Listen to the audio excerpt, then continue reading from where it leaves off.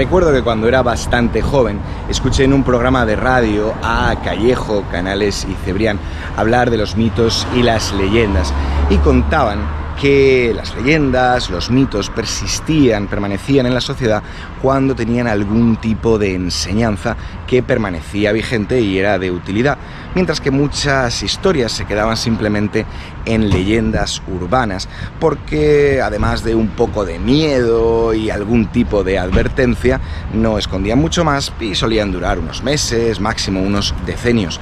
Hoy os quiero hablar de una historia que creo que está a medio camino entre la leyenda urbana y el mito o la leyenda religiosa, y no sé si transmite mucha enseñanza, pero desde luego sí que da una terrible advertencia. Al poco de llegar a Samara empezaron a fascinarme las historias que me contaban los locales sobre esta ciudad.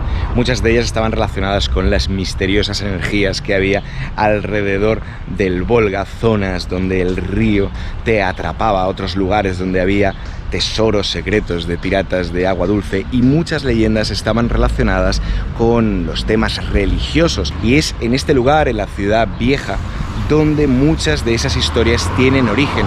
Una ciudad donde hay muchísimos contrastes, donde las casas aparecen, desaparecen, y justo aquí enfrente es donde comienza la leyenda de Zoya. A mediados del siglo XX vivía en la ciudad de Samara, entonces llamada Kuibyshev, una mujer madura llamada Claudia.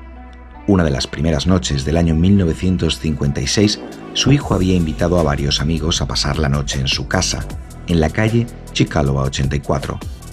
Entre los invitados se encontraba Zoya Karnaújova. La joven esperaba reunirse aquella velada con un chico llamado Nikolai que había conocido recientemente.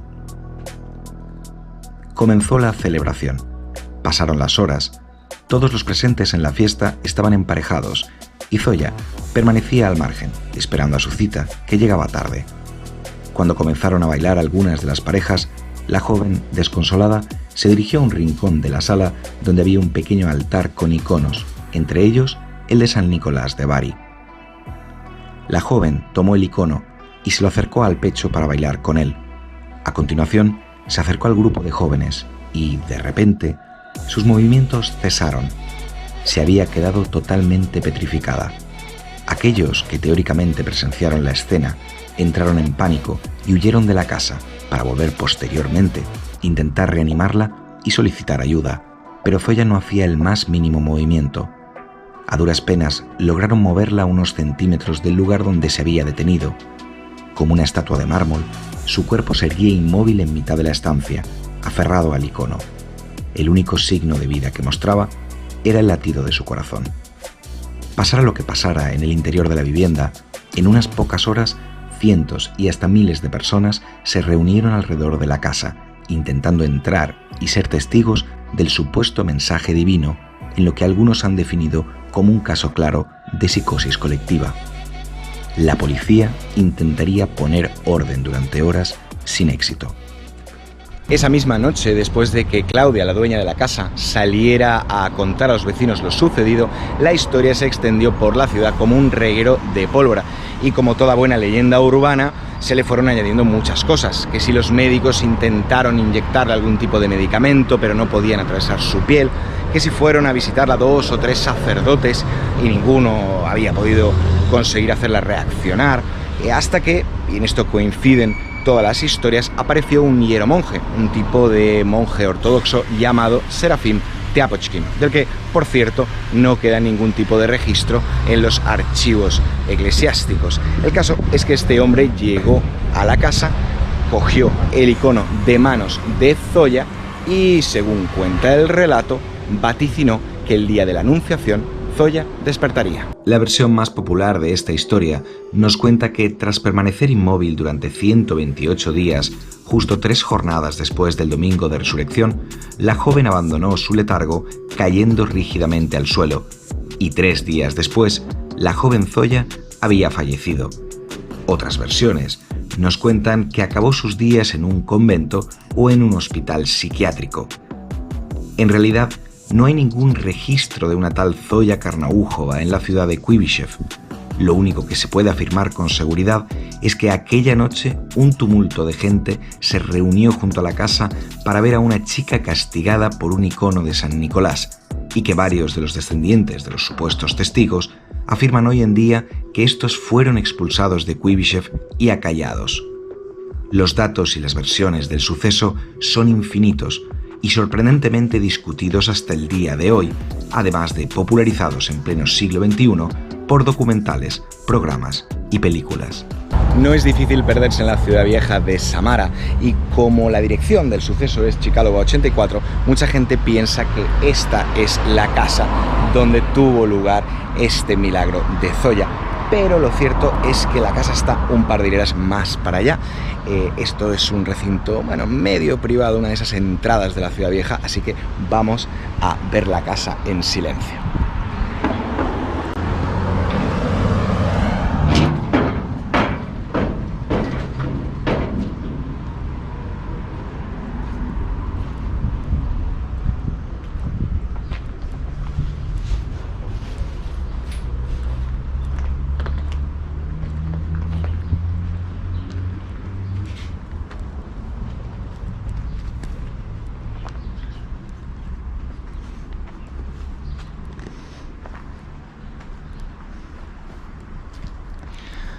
Y aquí la tenemos. Parece que en los 70 sufrió un incendio, otro en los 90, pero aquí sigue en pie.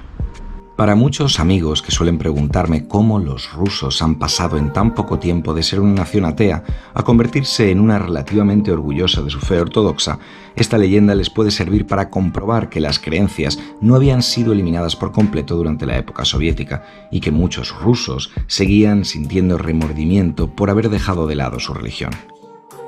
El cristianismo ruso seguía siendo una parte intrínseca de la cultura y modo de pensar de los continuadores de la fe bizantina, y justo en aquel momento el país se hallaba a las puertas del deshielo de Khrushchev, una época que teóricamente traía promesas de calma para aquellos fieles que habían besado a escondidas sus cruces e iconos durante tantos años. Algunos historiadores argumentan que no es nada raro que una historia de estas características apareciera justo en este momento. Es curioso cómo el gobierno, intentando desprestigiar esta historia, acabó popularizándola más allá de las fronteras de la región de Samara. Por ejemplo, el secretario del Partido Comunista de Kuibyshev en aquellos días prácticamente tachó a Claudia de una loca que estaba metiendo ideas extrañas en la cabeza de sus vecinos.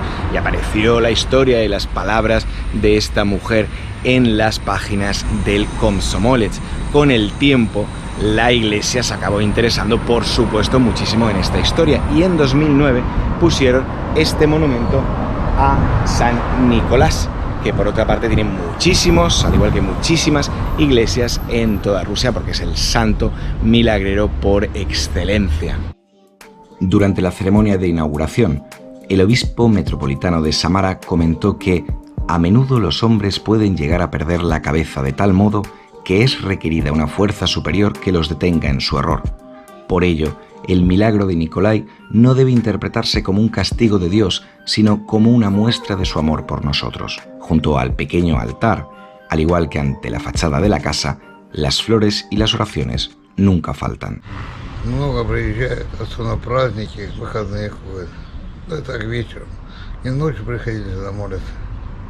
В основном пожилые старые женщины. Здесь у дома молятся, свечи зажигают, поют, долго сидят. Si realmente ocurrió algo o no en la calle Chkalova 84 es algo muy difícil de demostrar. Realmente no quedan documentos ni de la policía ni de la iglesia, y parece que ninguno de los habitantes de aquella época hoy en día permanece con vida. La mayor parte de la gente de Samara piensa que es simplemente eso, una leyenda urbana, pero hay muchos creyentes que siguen yendo ahí a rendirle culto a San Nicolás. Me gustaría preguntaros si en vuestras ciudades habéis oído o conocéis historias y leyendas parecidas. Sería súper interesante compartirlas. Muchas gracias por estar ahí, como siempre. Muchas gracias a los mecenas, a los Patreons por apoyar el canal. Y seguiremos con sucesos daimónicos y con la parabiofísica y con otras muchas cosas en próximas entregas. Hasta luego.